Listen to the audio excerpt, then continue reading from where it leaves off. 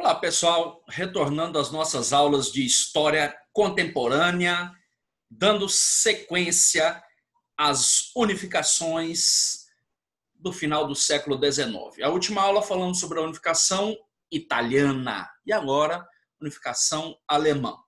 Dê um look aí na tela com o seu professor predileto, professor Sérgio Neto. Pega seu caderninho, você que estava vendo a unificação italiana, muita calma também agora com a unificação alemã. Vamos lá, coloca no caderninho esse esqueletinho que você está vendo aí em cima, ó. Introdução, pré-requisito da unificação política, o Zollverein, né, de 1834, e as guerras que favoreceram a unificação definitiva. É importante você saber que existiam, olha aí ao lado, por isso que eu falo para vocês, não queira entender unificações italiano ou alemã sem mapa. Pode tentar, né? Você vai fingir que vai aprender, mas na prática não vai conseguir entender nada. Portanto, é importantíssimo você observar o mapa, se puder, tiver tempo, curiosidade, interesse, você desenha esse mapa no caderno. Olha lá, são 39 reinos germânicos. Perceba, 39 reinos germânicos mais Prússia e Império Austro-Húngaro. Perceba também que Prússia e Áustria, né, são separados apenas por uma linha geográfica. Por quê? Porque são considerados povos irmãos, inclusive austríacos e alemães falam a língua alemã. O que nós estamos chamando de Prússia, né, antes da unificação, é a primitiva Alemanha. Só podemos falar em Alemanha depois, né, que todos esses reinos germânicos foram anexados à Prússia. Então, os dois reinos germânicos maiores, Prússia e Império Austro-Húngaro, e mais 39 reinos germânicos. Lembrando que a Prússia era governada por uma família muito ligada à burguesia industrial, né? E uma nobreza progressista, a família Hohenzollern. E aqui ao lado, o Império Austro-Húngaro, governado por quem? Pela família Habsburgo, muito ligada à nobreza, à terra. Então, são duas famílias distintas que governam esses reinos germânicos.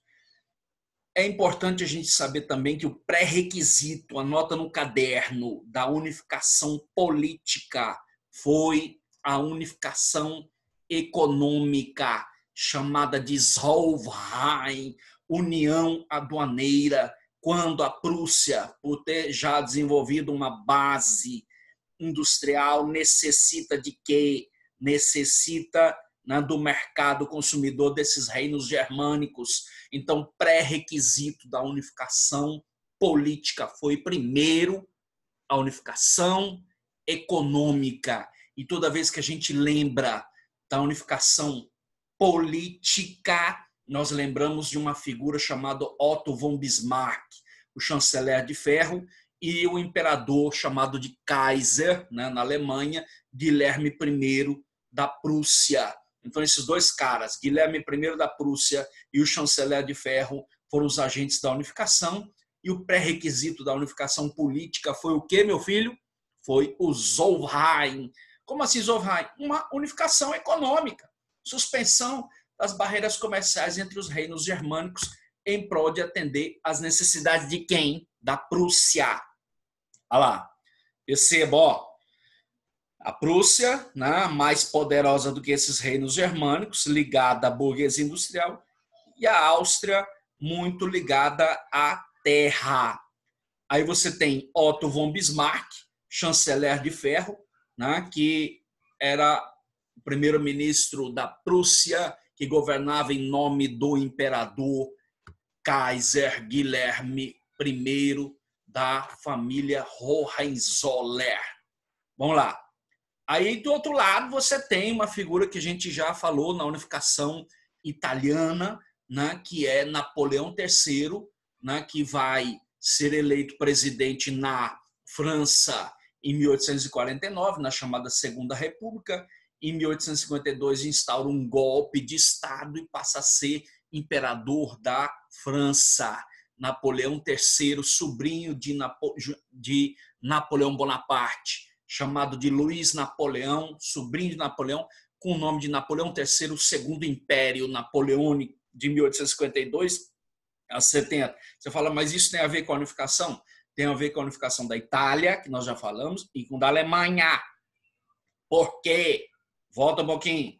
Porque existiram uma série de guerras, me perdi aqui, aí, que favoreceram a unificação da Alemanha.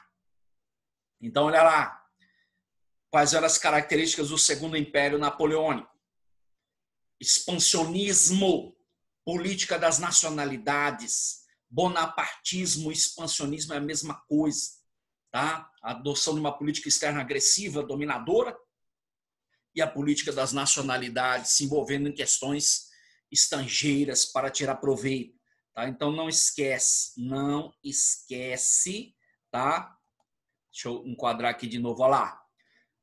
Primeiro a unificação econômica e depois as guerras que favoreceram a unificação definitiva. Aí o Kaiser não, esse é o Otto von Bismarck e aí o Napoleão III. Bom, anota essas três guerras aí. A Guerra dos Ducados. Né? Aqui você está vendo na imagem, ó, território sob o domínio dinamarquês, Schleswig-Holstein, né? Interessados em dominar esse território que a população fala alemão, né? Tanto o governo da Prússia como o governo da Áustria se uniram em torno desta guerra para anexar os territórios dinamarqueses de Schleswig e Holstein.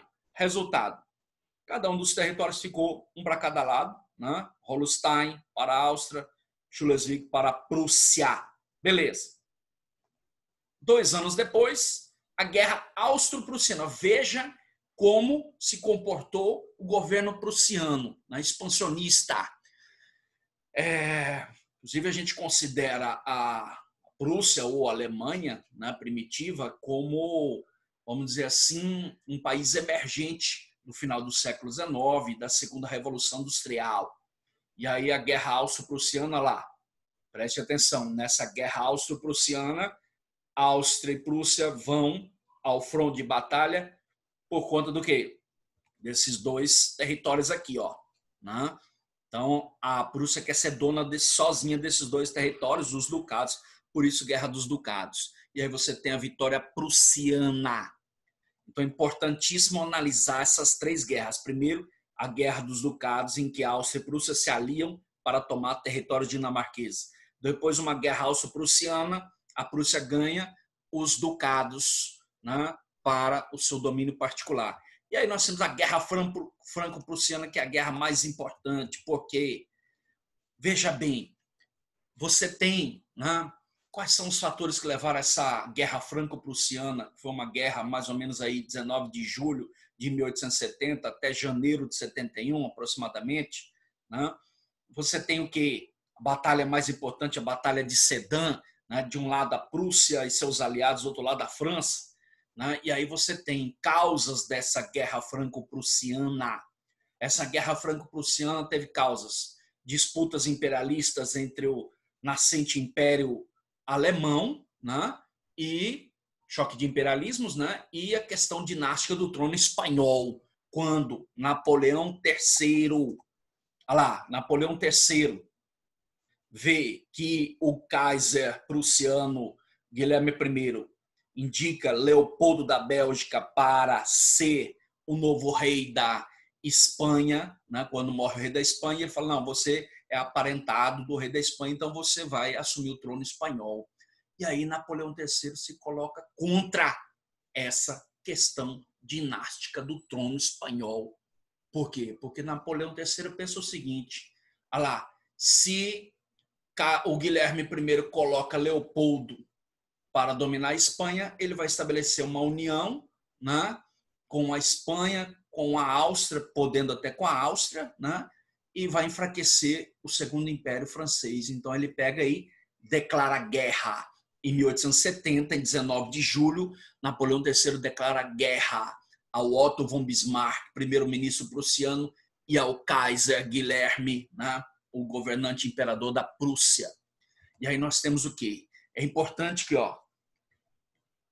isso aqui em 1867, já prevendo um conflito contra o Segundo Império Napoleônico, né, o Bismarck ele estabelece a Confederação Germânica do Norte de 1867, os reinos menores. Veja que essa guerra franco-prussiana ela favorece a unificação política prussiana. Por quê? Porque os reinos menores, quais são os reinos menores?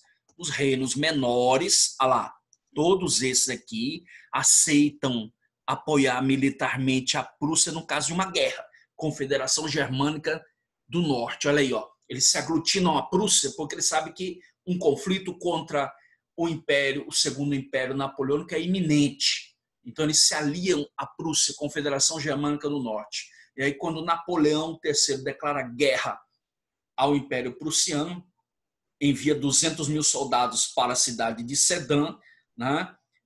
E os alemães enviam 400 mil. Resultado, na Batalha de Sedan, o que vai acontecer? Napoleão III, com mais ou menos 84 mil soldados, acaba se rendendo a Guilherme da Prússia. E aí nós temos nessa imagem o momento em que Napoleão III, à esquerda, acaba se entregando, sendo preso, né, põe fim ao Segundo Império Napoleônico, e a guerra, né, franco-prussiana, ela fortalece o Império Alemão, que a partir daí passa a ser o Segundo Reich alemão, cuja figura importante é justamente Otto von Bismarck, né, o chanceler de ferro, traz uma série de consequências humilhantes para os franceses, perda do território da Alsácia-Lorena, indenizações, enfim, é justamente essa derrota humilhante dos franceses, o Segundo Império Napoleônico, ele deixa de existir, né, durante o fim dessa guerra franco-prussiana. Como eu falei, Napoleão III foi preso, né, acabou o Segundo Império, perda de territórios e essa derrota francesa humilhante para os alemães, além de completar a unificação política da Alemanha, ainda gera o revanchismo francês, uma das causas da Primeira Guerra Mundial. Muito obrigado pela audiência de vocês. Se inscreva em nosso canal, né, dá um likezinho lá embaixo e continue assistindo nossas aulas. Muito obrigado a vocês todos.